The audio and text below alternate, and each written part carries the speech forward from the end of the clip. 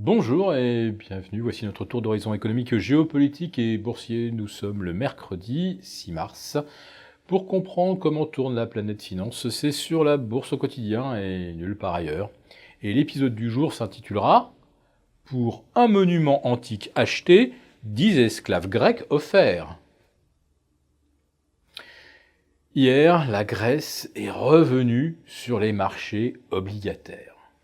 Et ce fut un immense succès, puisque Athènes cherchait à lever environ 2,5 milliards d'euros pour des emprunts long terme, à 10 ans.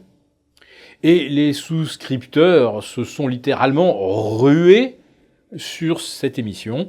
On a enregistré jusqu'à 12 milliards de soumissions, donc pour 2 milliards et demi, lesquels ont donc été effectivement alloués, avec un rendement d'à peine 3,9%, quand l'émission était prévue aux alentours de 4,15%. La Grèce. Vous vous rendez compte, la Grèce qui émet à 10 ans, un pays totalement insolvable. Mais les investisseurs veulent du rendement. Ils veulent du risque à tout prix. Pourquoi ? Eh bien parce que demain, la Banque Centrale Européenne se réunit et elle tiendra sa conférence de presse à 14h30. Et que devrait-elle nous dire ? Alors, vous savez, les bruits de couloir, tout ça. Enfin, quand on voit comment paye le marché, on peut se dire que quand même, certains ont peut-être déjà des éléments assez fiables pour alimenter un optimisme qui ne se dément pas depuis 10 semaines. Donc, la BCE devrait nous annoncer demain qu'elle va maintenir ses taux à zéro, sans horizon de temps.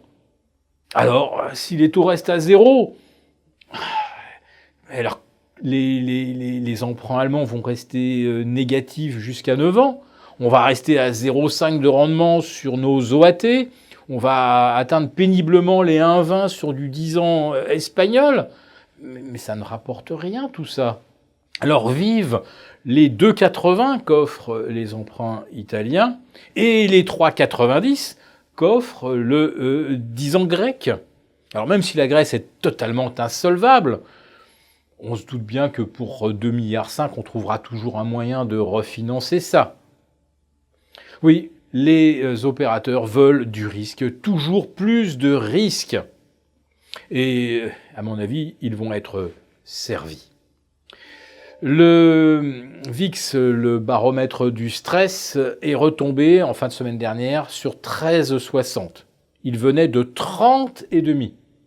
C'est la plus phénoménale décrue du risque sur une période de 2 mois, non pas depuis 2009, mais tout simplement de l'histoire. On assiste donc à des grandes premières. Mais prenez la Grèce, par exemple. Ça va être le premier pays à devoir probablement privatiser ses sites archéologiques pour pouvoir continuer de rembourser sa dette. En fait, une fois que la Grèce aura privatisé le Parthénon, quelques théâtres antiques, l'île de Santorin, quelques sites classés UNESCO, que restera-t-il de la Grèce ? Eh bien, certainement pas grand-chose. Et ce pas grand-chose fera un jour complètement faillite, avec les 2,5 milliards émis à 10 ans hier. Mais pour l'instant, donc, la Grèce va brader son patrimoine, d'où ce titre un peu humoristique pour un monument antique acheté, comme collatéral d'un emprunt grec, eh bien, vous aurez 10 esclaves grecs offerts.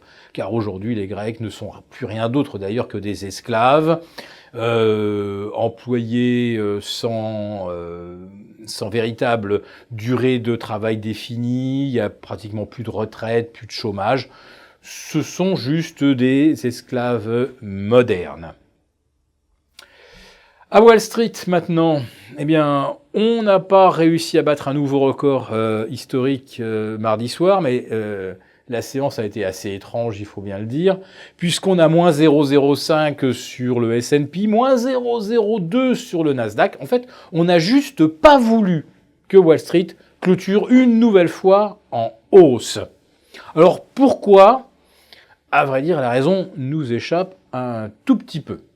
Peut-être parce que dans les ordinateurs, on s'est aperçu que si on avait gagné encore 0,10 hier, on aurait battu le record historique de nombre de séances positives depuis le 1er janvier.